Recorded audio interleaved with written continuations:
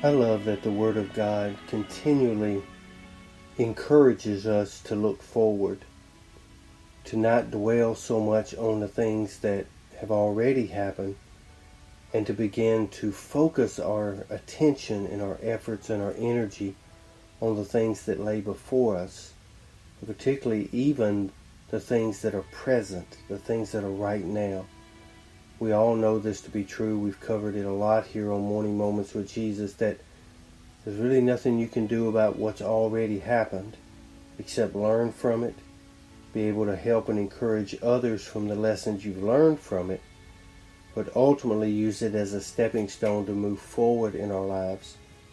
I love that the Apostle Paul in Philippians, he continually encourages them to do that. And in chapter 3, in verse 13, it's a verse that I've used in my personal life a lot. It says, "Brethren, I count not myself to have apprehended, but this one thing I do, forgetting those things which are behind, and reaching forth unto those things which are before." I want you to notice in this verse this morning that Paul says reaching forward, not backwards.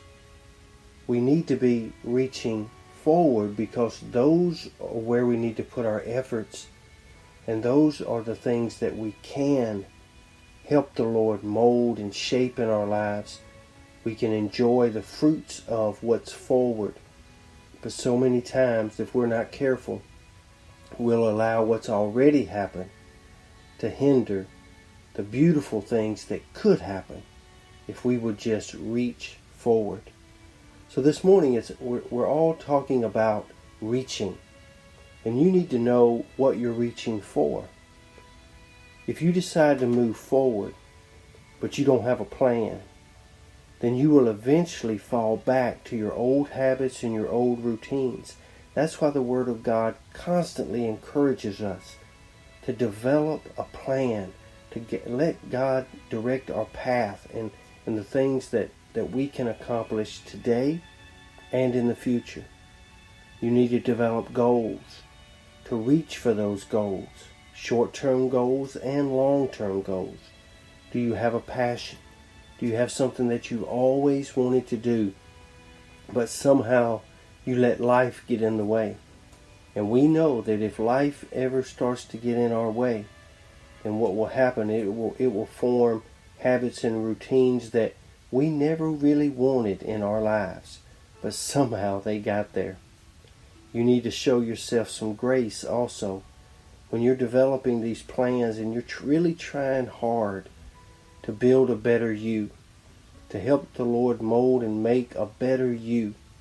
Remember what we said before when we talked about focusing, keeping our life in focus, that in order to build a better life, it starts with building a better you.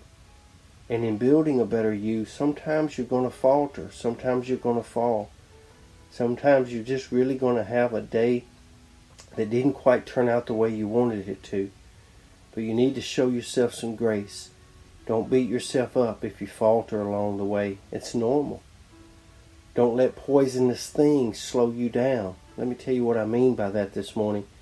Don't let negative comments like, "You'll never amount to anything," or maybe somebody will tell you, "You'll never change." I'm here to encourage you on something this morning. Verse number 14 tells us that your eyes are on the prize, which is honoring Jesus, not on pleasing people. The people that come with those negative attitudes and those negative comments, they don't dictate your future. Christ dictates your future. Follow Him. Honor Him. Press towards that mark. And if you falter along the way, don't let those negative comments put you down. You get up, hold your head up, and keep pressing towards that mark. Because I know from personal experience that you may fall a bunch of times, but it's not how many times you fall, it's how many times you get up that matters. Your eyes are on the prize. So today, start reaching for that. Start reaching for that one thing that you know you've always wanted to do, or you always wanted to accomplish those things. Reach for those. I love what he says, forgetting those things which are behind, I reach for those things which are before me. So today I want to speak that blessing over you. I want to pray that blessing over you. That today you won't let anything get in your way. You be as headstrong and determined about reaching forward as the enemy wants you to be about looking back. Today I want you to be safe. I want you to be strong. And I want you to be blessed. And I want you to know that there is more in you than perhaps you've been allowing to come out of you. So get before the Lord and form a plan and reach for it today. Lord's will, we'll see you back here again tomorrow. Until then, I hope and pray that you spend your morning moments with Jesus. It is the best part of every day, is starting your day with Jesus.